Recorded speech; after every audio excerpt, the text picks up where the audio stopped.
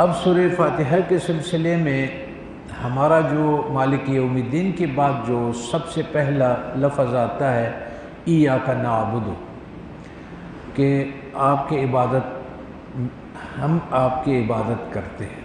یہ نہیں کہا کہ میں آپ کی عبادت کرتا ہوں، ہم آپ کی عبادت، ایاک نعبد، ہم آپ کی عبادت کرتے ہیں۔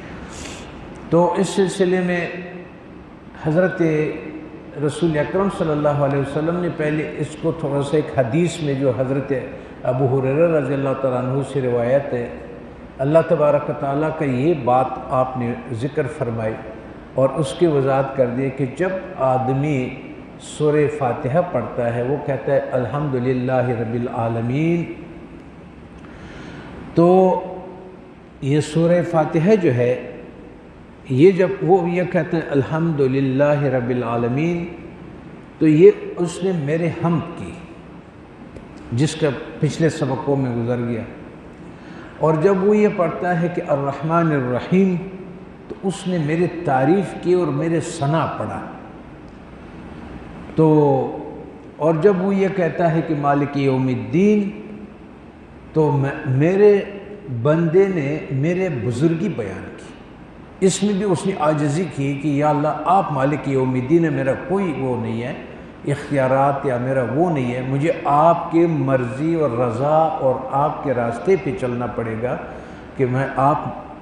بزرگ اور آپ میرے پروردگار، میرے رب العالمین اور ارحم الراحمین۔ تو جب یہ کہتا ہے کہ یہاں تک آتا ہے تو رسول اللہ صلی اللہ علیہ وسلم فرماتے ہیں کہ اللہ تبارک و تعالیٰ فرشتوں سے کہتا ہے کہ انہوں نے میرے بندے نے یہاں میرے تعریف کی، حمد کی، یہاں میرے تعریف اور ثنا کی، یہاں میرے بڑائی یہ چیز اللہ تعالیٰ فرماتا ہے میرے لیے ہے۔ اور جب وہ کہتا ہے ایاک نعبد و ایاک نستعین، یہاں اللہ تبارک و تعالیٰ فرماتا ہے یہ بھی آدھا میرے لیے ہے اور آدھا میرے بندے کا ہے۔ تو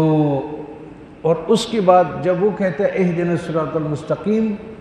تو اللہ تبارک و تعالیٰ فرماتے ہیں کہ یہ آگے سارا میرے بندے کے لیے ہے، وہ جس طرح چاہتا ہے میں اس کے ساتھ ایسے کر لوں گا۔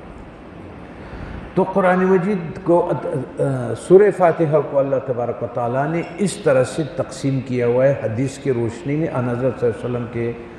اقوال میں۔